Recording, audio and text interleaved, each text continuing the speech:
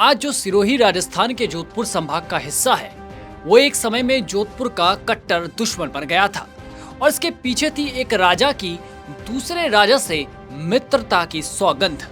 इसी सौगंध ने सिरोही को जोधपुर के हाथों बर्बाद करके रख दिया था।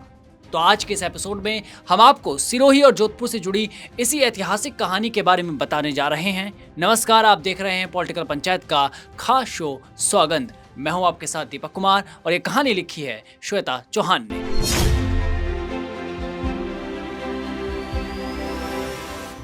सिरोही और जोधपुर की कट्टर दुश्मनी वाली कहानी जानने से पहले यह भी जान लेना जरूरी है कि पहले सिरोही जोधपुर का मित्र राज्य हुआ करता था, यानी कि बहुत अच्छी दोस्ती थी।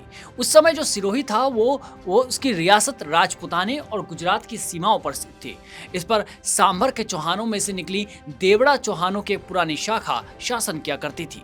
साल 1760 में महाराव वैरीशाल द्वितीय सिरोही का राजा हुआ करते थे। उस समय सिरोही राज्य बर्बादी की कगार पर था। इस रियासत के जंगलों में निवास करने वाले भील और मीणा कबीले यहाँ की प्रजा को जी भरकर लूटा करते थे।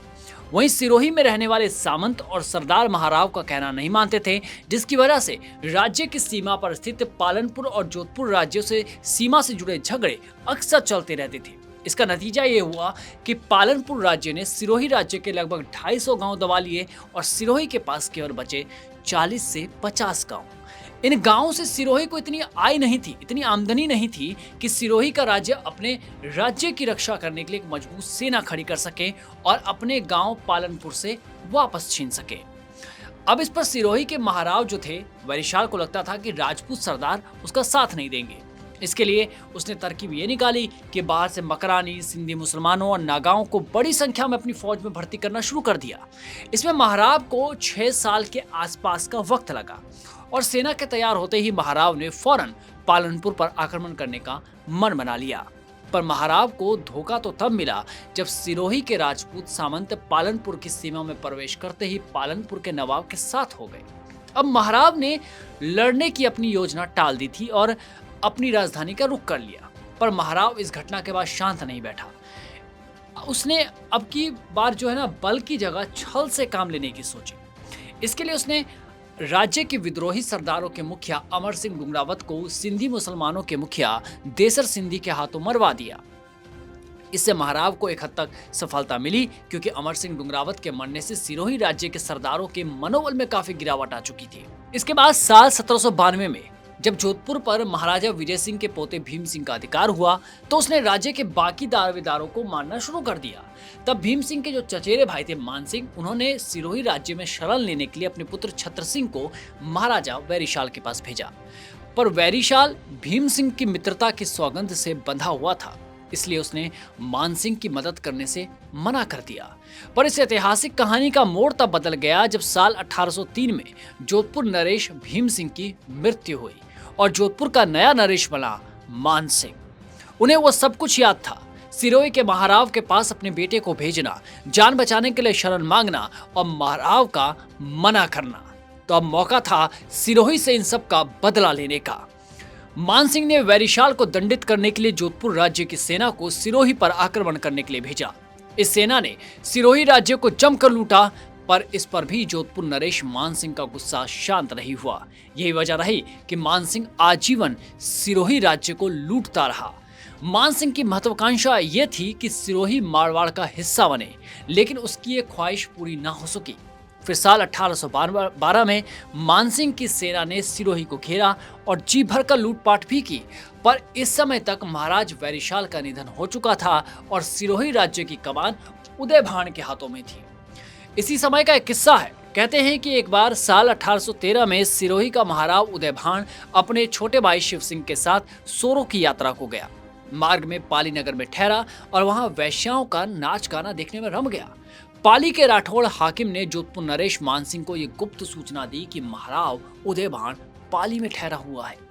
इस पर महाराज मान सिंह ने तुरंत सेना भेजकर महाराव उदय भान और उसके भाई शिव सिंह को सिरोही राज्य के अधिकारियों को पकड़ लिया और उन्हें जोधपुर लाकर जेल में डाल दिया। इस तरह 3 महीने तक सिरोही का महाराव उदय भान जोधपुर में कैद रहा। इस दौरान महाराजा मान सिंह ने महाराव उदय भान से कई तरह की शर्तें अपने पक्ष में लिखवा ली। मजबूरी भी थी। आखिर में महाराव उदयभान ने मानसिंह को 1.25 लाख रुपए देने का वचन दिया और जोधपुर की कैद से छूट गया। इसके बाद मानसिंह उदयभान से ऐसे मिला जैसे एक राजा दूसरे राजा से मिला करता है, लेकिन मानसिंह के इस सम्मान को उदयभान ने माना ही नहीं और 1.25 लाख देने की अपनी सौगंध से भी मुकर गया। जब कई महीनों तक मानसिंह को सौगंध के मुताबिक रकम नहीं मिली, तब जोधपुर राज्य की सेना ने फिर से सिरोही में घुसकर लूटपाट मचाई। इस पर भी उदयभान अपनी हरकतों से बाज नहीं आया। उसने एक तो अपनी सौगंध तोड़ी और फिर सामंतों का कहा कि जब जोधपुर की सेना सिरोही में घुसकर लूटमार करती है तो हमें भी जोधपुर में घुसकर ऐसा ही करना चाहिए। जब महाराजा मानसिंह ने सिरोही राज्य की इस ढिठाई के बारे में सुना, इस करतूत के बारे में सुना, तो उसने अपनी सेना को आदेश दिया कि वो सिरोही राज्य को नष्ट कर दे। इसके बाद जोधपुर राज्य की सेना के डर से उदयभान सिरोही छोड़कर पहाड़ों में भाग गया। उस दौरान भी जोधपुर राज्य की सेना पूरे 10 दिन तक सिरोही नगर और आसपास के गांवों को लूटती रही और इस लूट में सेना ने कुल 2.5 लाख रुपए इकट्ठे प्रजा से वसूले। इसके बाद मानसिंह के आदेश के अनुसार जोधपुर की सेना ने सिरोही से लौटते समय सिरोही के राजकीय कार्यालयों को आग के हवाले सौंप दिया। सिरोही राज्य को जलता हुआ देख महाराव उदयभान का मन बदला और उसने अपनी सौगंध पूरी करने की सोची, पर अफसोस उस वक्त ना तो राजा की इतनी क्षमता थी, ना ही राज के खजाने में इतनी रकम कि मानसिंह को रकम लौटाई जा सके। महाराव उदयभान जंगलों से निकल आया और उसने राज्य में व्यापार कर रहे महाजनों से रुपए वसूलने के लिए उन पर खूब अत्याचार किए। महाराव का ये रवैया राज्य में रहने वाले महाजन लोगों को बिल्कुल भी पसंद नहीं आया और वो नाराज होकर सिरोही राज्य को छोड़कर हमेशा के लिए गुजरात और मालवा की ओर चले गए और वहीं पर बसे। इसके बाद भीलों और मीनाओं ने सिरोही की लूट कर करके दुर्दशा ही कर दी। वे जानवरों के झुंडों को पकड़कर ले जाते और उन्हें मारकर पकाते खाते थे। ये लुटेरे राज्य के महाजनों और धनी लोगों को बंधक बनाकर पहाड़ों में ले जाते, फिर वहां उन्हें तरह तरह की यातनाएं देते थे। उन्होंने कई गांवों से अपनी चौथ भी बांध ली। राज्य की दुर्दशा देखकर सिरोही राज्य के बहुत से सरदार नांदिया गांव के ठाकुर शिव सिंह के पास गए, जिसे राजा साहब की पदवी मिली हुई थी। ठाकुर शिव सिंह महाराव उदयभान का छोटा भाई था। उसने राज्य की रक्षा के लिए साल 1817 में महाराव उदयभान को नजरबंद कर लिया और खुद राज्य का कार्यभार संभालने लगा। जब इसकी जानकारी मानसिंह को मिली तो उसने महाराव को छुड़ाने की कोशिश की, पर वो हर तरीके से असफल रहे। महाराव उदयभान करीब 3 सालों तक नजरबंद रहा और इसी हालत में साल 1847 में उसकी मृत्यु हुई। इसके बाद उदयभान के छोटे भाई शिव सिंह पर राज्य की सारी जिम्मेदारी आ गई।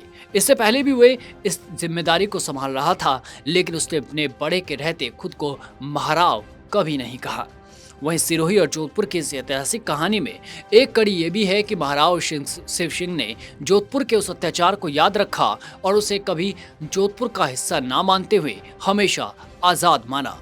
यही वजह रही कि शिव सिंह ने 1823 में ईस्ट इंडिया कंपनी से समझौता करने की भी कोशिश की, पर जोधपुर नरेश मानसिंह ने इसमें खलल डाला और अंग्रेजों को लिखा कि सिरोही राज्य पहले से ही जोधपुर राज्य के अधीन है, इसलिए सिरोही राज्य से अंग्रेज अलग से समझौता नहीं कर सकते।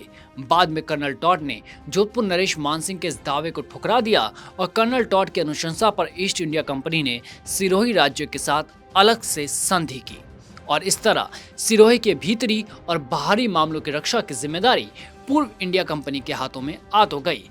तो ये था सिरोही और जोधपुर की वो ऐतिहासिक कहानी जिसमें मित्रता की एक सौगंध ने दुश्मनी की ऐसी आग को जन्म दिया जिसने पूरे राज्य को बर्बादी के कगार पर लाकर खड़ा कर दिया। आपको सिरोही और जोधपुर की ऐतिहासिक कहानी कैसी लगी?